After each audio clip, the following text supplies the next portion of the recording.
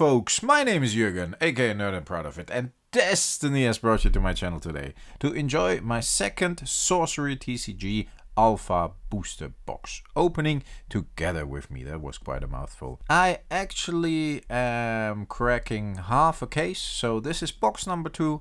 We opened box number 1 yesterday. I can link to that video at the end of this video. So if you're interested in sorcery content, make sure to hit the like button, maybe leave me a comment, and yeah, you might even consider to subscribe, because there is a lot more sorcery content coming. You never know if you will miss something, and you don't want that, right? And yeah, sometimes I crack myself up, but it's just pretty funny.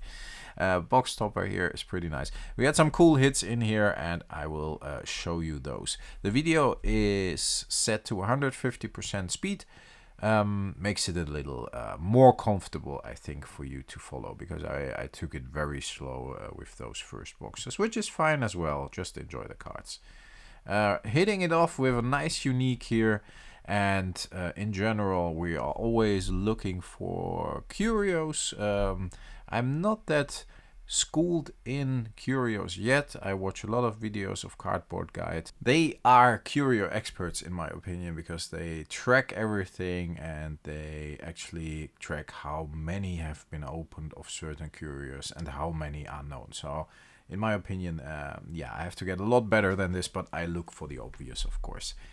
Very awesome hit here, folks. Frazetta, the beautiful courtesan. I love that art, I love that card, and I love it that they put it in here. To me, this represents sorcery just being a little bit edgy, more edgy than other TCGs. And to me, Frazetta definitely is one of the best fantasy artists ever. But I think most of us agree that he definitely is one of the greats. And it is a really, really cool card. Big hit here right at the beginning. 2 uniques back to back. No foils yet in the last box. We didn't really have a lot of foils on the left side. I heard the left side normally contains the big hits. I generally start with the left side when opening my boosters from booster boxes. I don't know why. Yeah, maybe it's the way I read from left to right. I don't know. It's a habit. Still opening the packs with a pair of scissors.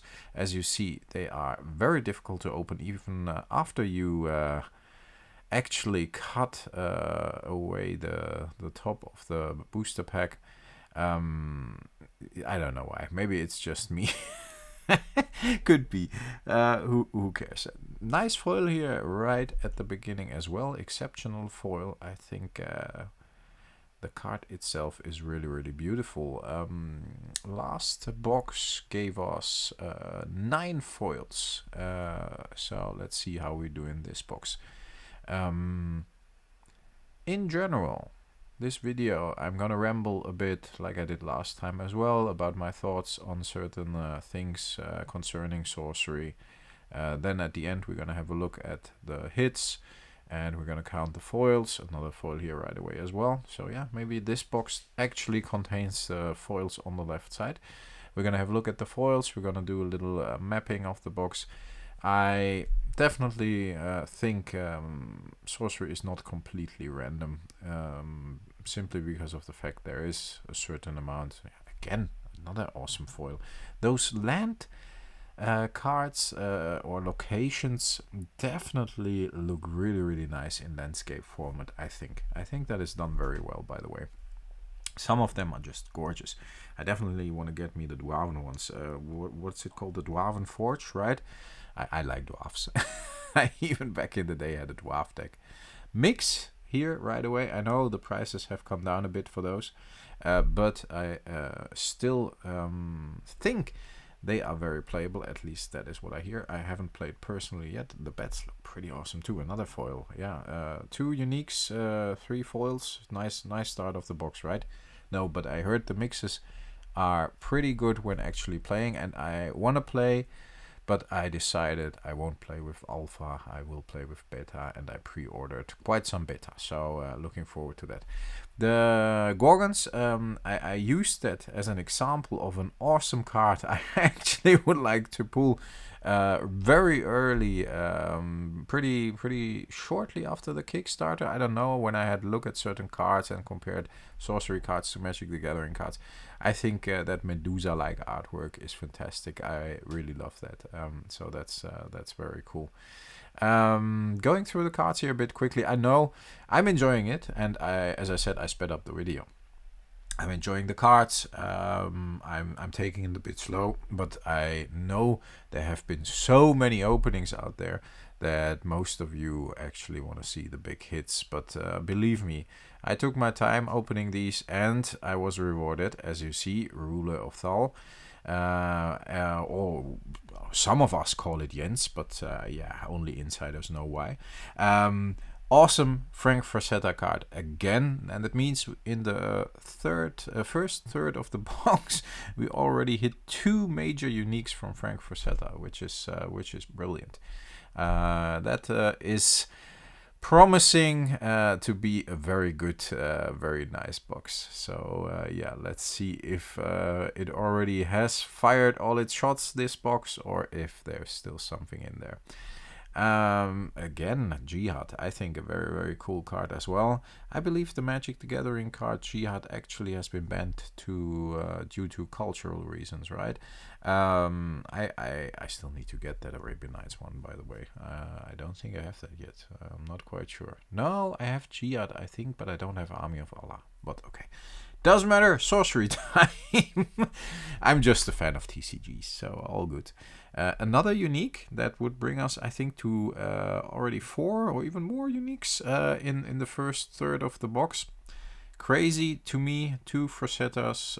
No, that's already, because we had one. The first one was one as well. The first 2, we already had 5 or 6 uniques. But yeah, we will have a recap later. I'm just continuing looking at the rest of the booster packs and the rest of the box. This one, the Spectre, is pretty cool as well, by the way. So yeah. Something I addressed a lot of things yesterday. The prices, I'm not quite sure of those yet. I mean, curios, we saw some. There even has been one curio that has been made up, and Eric had to step in to inform people that it's not an official one, which I thought was quite good of them to do, and they didn't want to ruin the mystery. Yeah, no curio here with the sorcerer, with the avatar.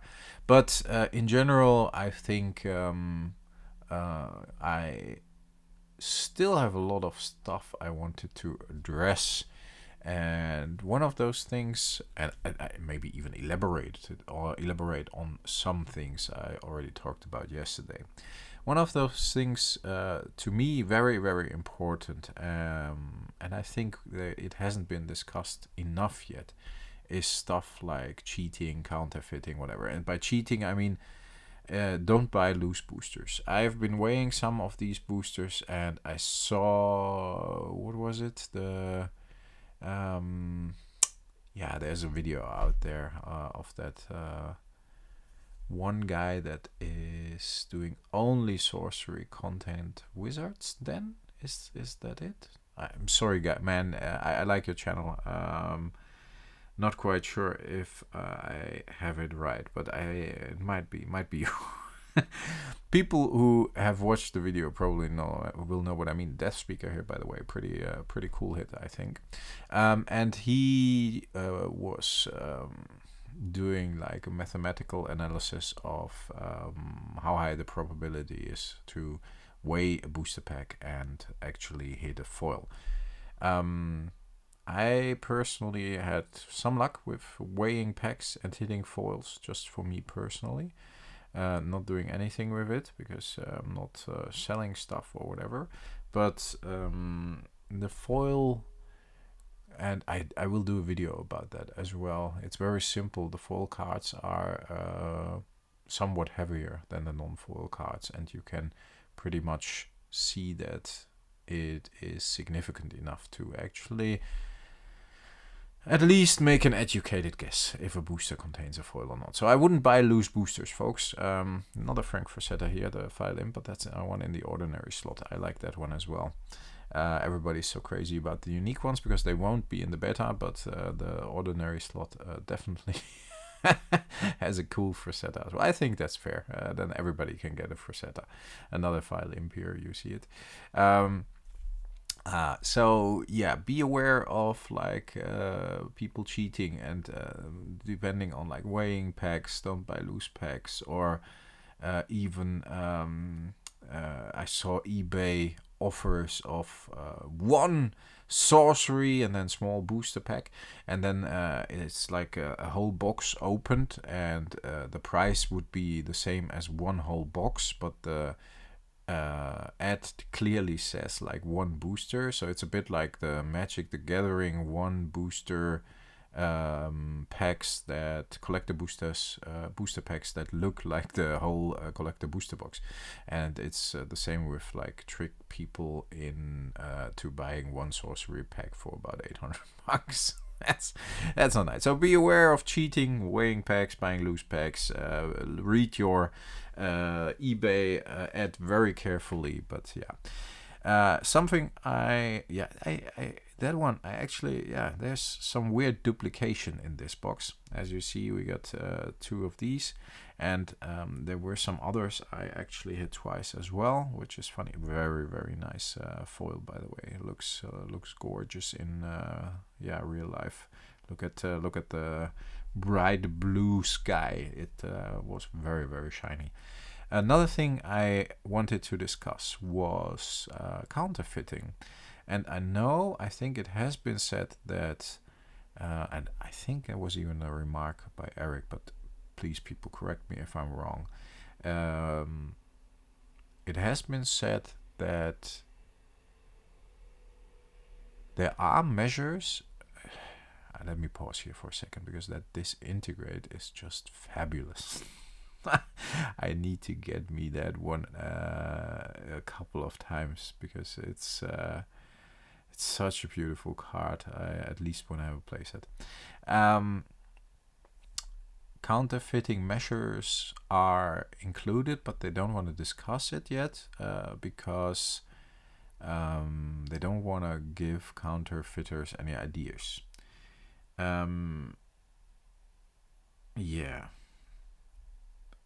But if it's a good measure, then people need to know how to double check, right? What else? A nice foil here, by the way, as well. I love that piece of art with the 2 knights.